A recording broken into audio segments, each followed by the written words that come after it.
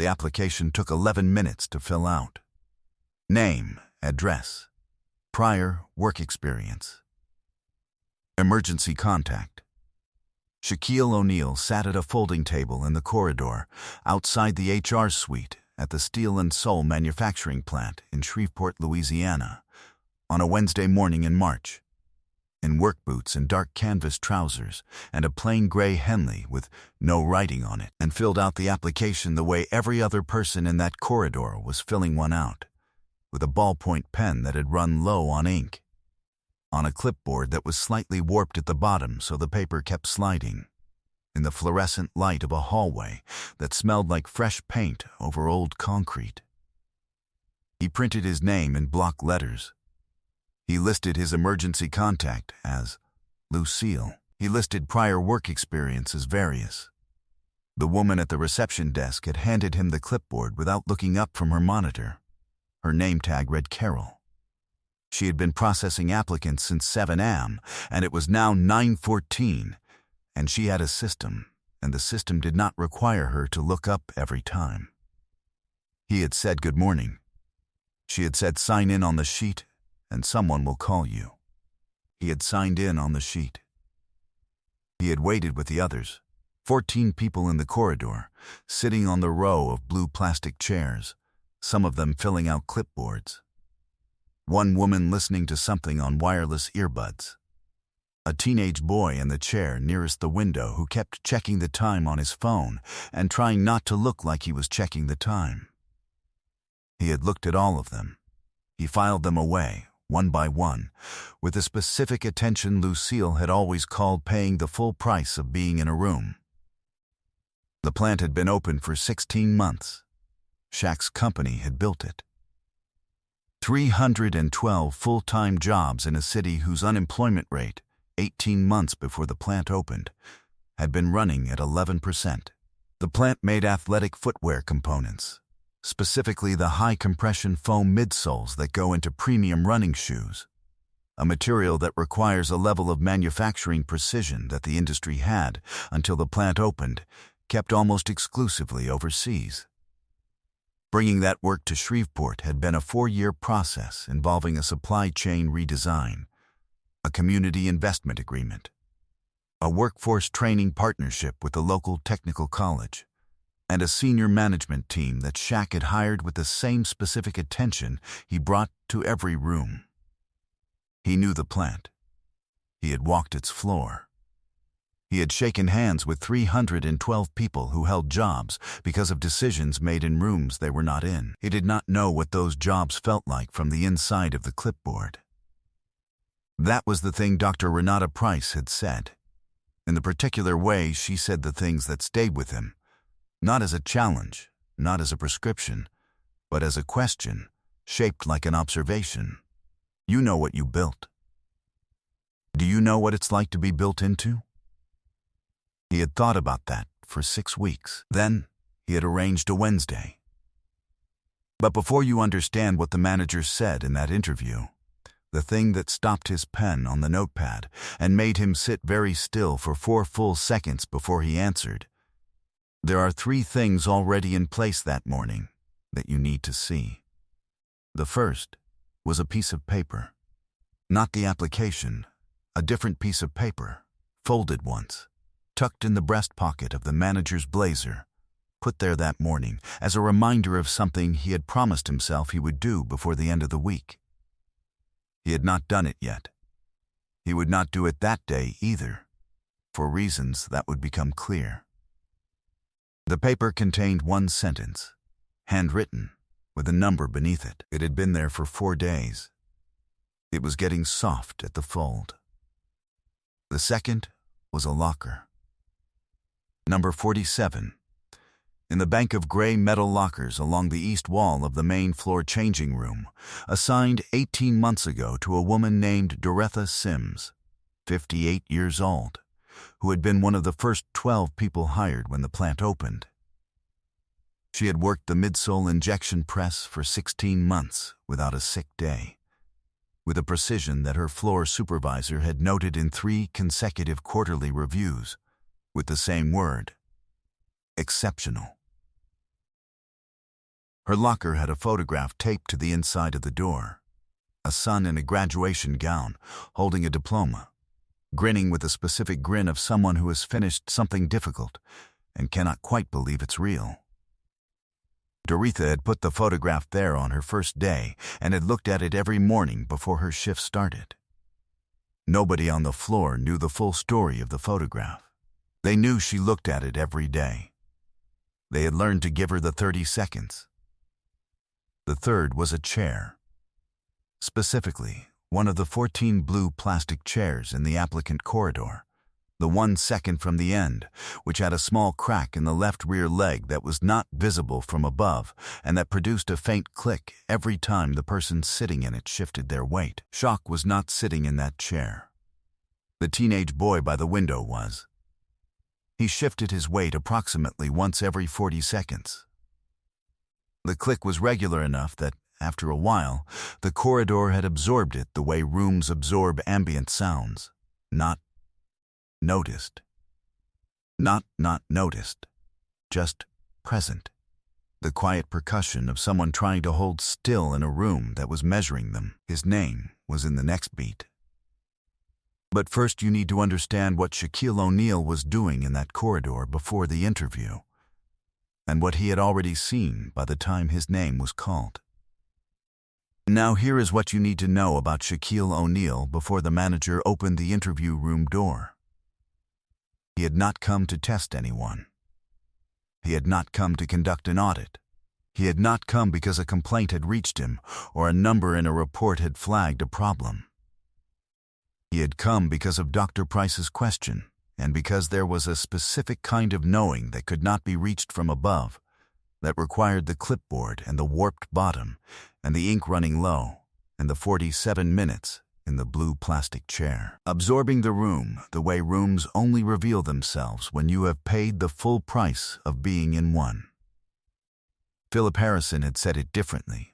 The masking tape version was about response versus reaction, but what he had meant underneath was this: you cannot lead what you have not been. You cannot build what you have not felt the weight of. You cannot know a room from a report. You have to go sit in the corridor with the 14 people and let the chair click and wait for your name to be called. He was called at 10:02 a.m.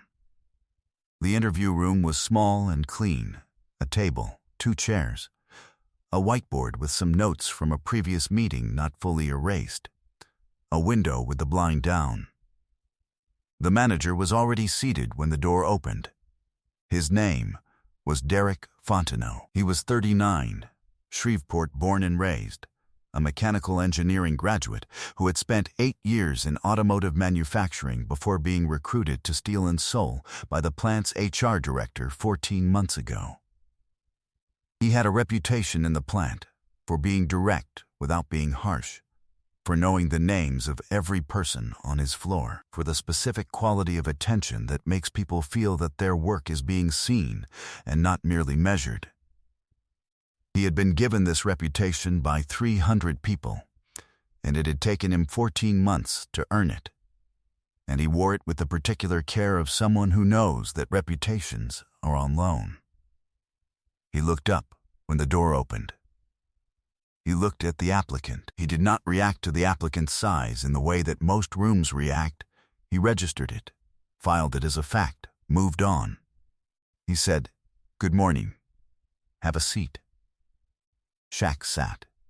The chair was the non-clicking kind. He set his hands on the table. Derek Fontenot said, "All right. Tell me a little about yourself." Shaq said, "I've done a lot of different work. I'm interested in the floor job because I want to understand how this kind of manufacturing works from the ground up. I learn best by doing." He said it plainly. He did not oversell it. Derek made a note. He said, "Any experience with precision manufacturing? Injection molding? That kind of thing?" Shaq said, "No direct experience, but I've spent time around facilities like this one, watching how the equipment runs. I'm a fast learner, and I'm not afraid of detail work." Derek made another note. He said, the midsole injection press requires a certification we can provide in training. But the floor work is physical and repetitive. You'd be on your feet 6 to 8 hours. You okay with that? Shaq said he was. Derek looked at his form. He looked at the line that read prior experience, various. He said, not unkindly, can you tell me a little more about various? What kind of work are we talking? Shaq considered the question the way he had been sitting with all the questions that week, holding it for the full length of it before answering. He said, business. I've run operations of different kinds, made decisions about how things get built and who does the building. Hired people. Managed budgets. He paused. But I've mostly seen it from above. I'm here because I want to see it from where the work actually happens. Derek Fontenot stopped writing. He looked up. He looked at Shaq with the specific expression of a person doing a quiet recalibration, not suspicious, not confused, but recalculating a variable that had just shifted in a way that did not fit the prior frame. He said slowly, when you say operations, what kind of scale? Shaq said, large scale. Derek set his pen down. 4 full seconds passed. He said, Mr. O'Neill. Not a question. Shaq said, yes. Another 4 seconds. Derek Fontenot looked at the table. He looked at the form. He looked at the word various. He looked at the window with the blind down. He said, in a voice that had lost none of its professional composure, but had added something underneath it that was not composure. Something more awake, more careful, more aware of its own weight. You own this plant. Shaq said, yes. Derek said, you've been sitting in the applicant corridor since 9. Shaq said, since 9:14. Derek said, why? It was not a hostile question. It was the question of a man with enough honesty in him to ask the thing directly, because direct questions were how he had earned the reputation, and the reputation was on loan, and this was a moment that required the full version of himself. Shaq said, because I built this place, and I know the numbers, and I know the certifications, and I know the quarterly reviews. But I've never sat in the corridor with the 14 people and felt the 47 minutes. I've never filled out the clipboard with the pen running out. I wanted to know what the experience of applying to work here actually is, whether it feels like a place that sees people or processes them. He paused. I'm not here because something is wrong. I'm here to find out if something could be better before it becomes wrong. Derek Fontenot sat with that. He was the kind of man who sits with things rather than immediately replying to them, which is why he had the reputation, and the reputation explained why the plant had a retention rate that the industry average did not prepare you for. He sat with it for a long moment. Then, he reached into the breast pocket of his blazer. He unfolded the piece of paper. He put it on the table between them, face up. The paper had one sentence on it, handwritten in Derek's own hand. Ask Doretha if she wants to lead the Tuesday training rotation. Beneath the sentence, a phone number. He said, I've been carrying this for 4 days. She's the best person on the floor. I know she can do it. I've been meaning to ask her, and I keep getting pulled into other things. He said it with the honesty of a man identifying his own pattern in real time. What you said, about seeing people versus processing them. She comes in every morning and looks at a photograph of her son for 30 seconds before her shift, every single day. I know what the photograph is. I know what she's thinking about when she looks at it. But I've been moving fast enough that I haven't stopped to give her the thing she's earned. He looked at the paper. He said, I'm going to do it today. Shaq said, don't do it because I'm sitting here. Derek said, I'm not. He said it without defensiveness. He said it as a statement of the kind of person he was trying to be, which is the only way it can be said to be believed. I'm doing it because it's the right thing, and I should have done it 4 days ago. And you sitting here helped me see that I've been letting the moving fast be an excuse. He picked up the pen. He wrote a time on the paper, 2 p.m., and circled it. He put it back in his pocket. He picked up Shaq's application. He looked at it for a moment. He said, "I'm not going to hire you for the floor job." Shaq said, "I know." Derek said, "But I am going to ask you to come back Thursday. I want you to walk the floor the way you walked that corridor, without the title, at the pace of it, for the length of a shift. Not as the owner, just as a person who wants to understand how the work actually feels." He paused. "If you're willing." Shaq said, "I'll be here at 7. He did come back Thursday. He worked the training rotation alongside 3 other new certifications, in a size that Domingo would have recognized. A plant-issue safety shirt ordered from the specialty supplier. And he ran his station for 6 hours under the supervision of a floor lead named Marcus, who had been at the plant since month 2, and who gave instruction with the specific patience of someone who has explained the same thing many times and has not yet lost faith that the explaining is worth it. Marcus did not know who he was training. He taught him the injection press the same way he taught everyone. He checked his work. He corrected twice, commended once, moved on. At the end of the 6 hours, he said, "Not bad for a first day." Shaq said, "Thank you." He meant it in more than one direction. At 2:14 p.m. that same Thursday, 1 floor over and 2 hours after the circled time on the folded paper, Doretha Sims said yes to the Tuesday training rotation. She said it without knowing who had prompted the conversation, without knowing about the paper in the pocket, without knowing anything except that her floor manager had stopped at her station, called her by name, and said that he had been watching her work for 14 months and that he thought she was the right person for this. She said yes. She said it the way people say yes to things they have been ready for longer than they were asked. She looked at the photograph on the inside of her locker door on the way out. She always looked at it, but on Thursday she looked at it differently, not as a reason to hold on, but as a reason to move forward. Her son, in the graduation gown, grinning at something difficult that was finished. She had put him through school on one salary, one shift, one exceptional quarterly review at a time. And she was still here, and she was going to lead the Tuesday rotation. And the photograph knew it first. Philip Harrison had a rule about reactions and responses.